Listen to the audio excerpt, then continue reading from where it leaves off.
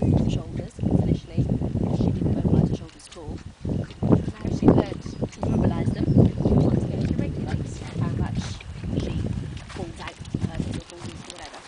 So that's what the other learned about. It's like teaching them to set inside leg, inside hand, outside rein, so you can regulate the bend as well, because when you're just working up inside it, they'll quite happily wrap their head all the way around, and you want to be able to bring that outside.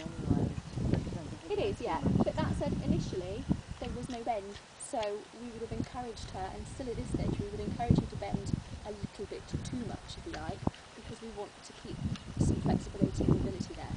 So if I was riding, or if I was working Loiva or Fusion, who's 11 in hand, then his angle of leg yield, he would have flexion, but he wouldn't have so much bend, and I'd ask him for leg yield at a steeper angle. But with a young horse like Tam, I'd be asking for more angle, less angle, more bend, excuse me, just to keep everything softer and flexible, and also to make it slightly easier for her. She said no. So Mike was trying to move back to more to ground riding, so keeping his hands put up by her withers. And at that point, she decided she went on a brain holiday. Oh, is that what it was? It wasn't that she was just found it difficult to do.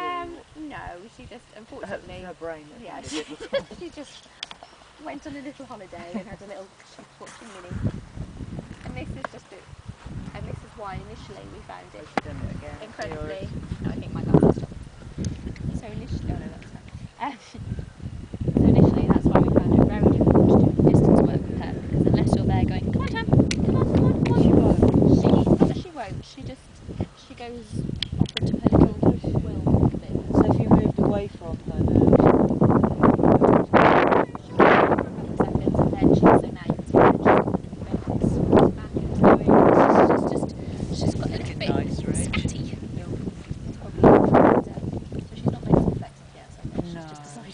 she's a bit spooked probably by Reg, but it won't hurt her. Who is that? Do you want me to take this out? No, she's seen she just takes it as it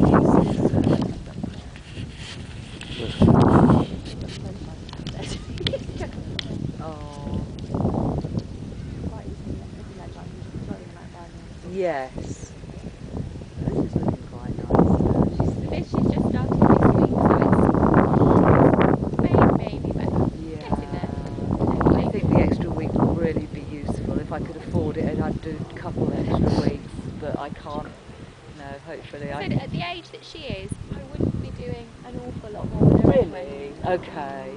I mean, when people send babies to us just for this kind of basic handling, the longest we ever have them is about 2 months. Okay. Partly because after 2 months I find that the owner's like, oh, they're looking great, let's just crack on. And I'm like, no. Is that what? You need to stop. Really? Yeah. Because it's, I mean, from as a human training a horse, whether you're a trainer or an owner, it's really easy just to get capability. And I find it when I'm clicker training, you've done that, that's brilliant. Well, just ask, just this little bit more, and then you get to that point where you've made the mistake, you've pushed it too far, and the horse just looks at you a bit nonplussed or goes backwards. So it's really important to keep an eye on the fact that she's just a baby. So when people do send horses to us just for initial, just playing around and sort of in their 3rd year, or some horses come to us in their 2nd year, then I do generally say 4 to 8 weeks max, and then just leave. So next year when she's ready to be broken, what sort of time, in your opinion, I suppose once she's broken she can go carry on then, can't she? Yeah, you wouldn't turn her back away, would you? It depends on her. Monty, for instance, out in the field there, he's too young, he's 4, but he's got the physical maturity of a 3-year-old. So we've done 8 weeks with him, and we have said to the lady, I've done the lightest of backing with him, and I've said to her, I don't think it's appropriate to continue. I got the physiotherapist out, and I said, these are my feelings, what do you think? And she said, no, you're absolutely right. She said, he's too physically immature. He's done the basic training, now turn him away. So basically, he's done what Tamarind has done. But at 4 years old. Okay. But he's a warm blood, and warm bloods are so slow to mature. Really? He looks like he's about 2 or 3. He doesn't look a 4-year-old. But with a horse who's a bit more physically mature, it's not the way that she. Yeah, because okay, so now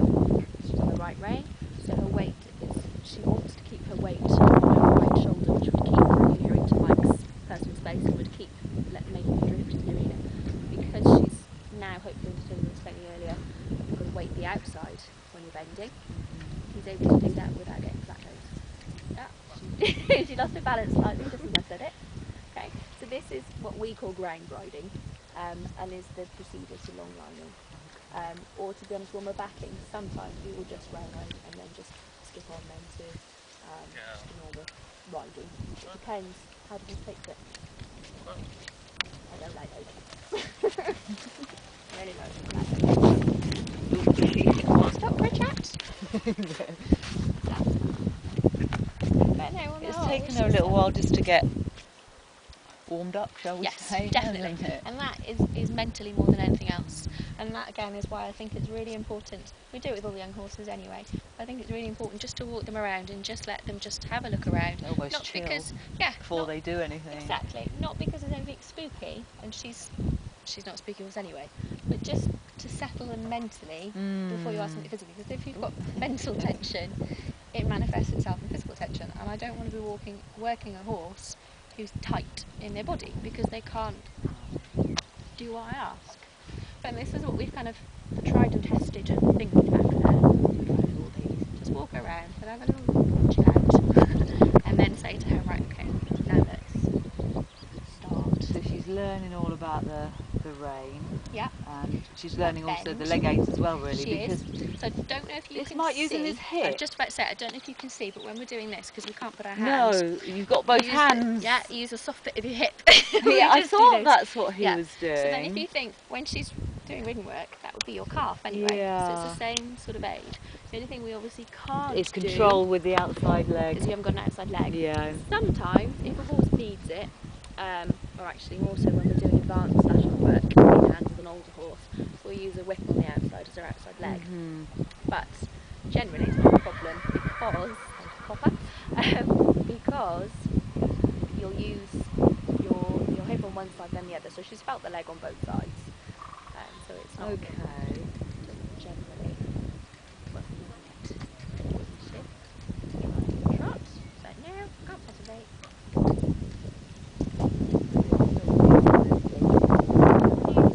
But this is what I was saying about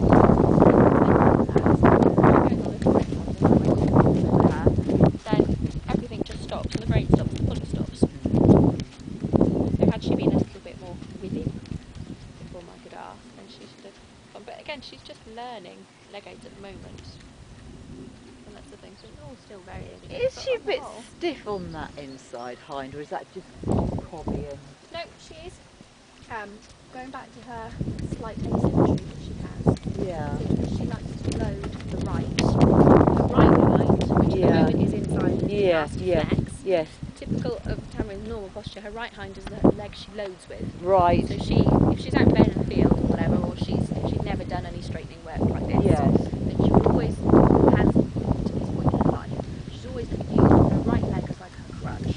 Her leg that she loads, and her left leg is like her bending leg. Okie dokie. So now we're asking her, we're saying to her, you can't spend your whole life in left bend. No, you've got to use your right, Her right leg isn't yet as adept at flexing as her left leg. What you'll also notice if you look very closely, possibly more as she goes away from you, the flip side of that is her left hind isn't as adept at taking the weight and loading.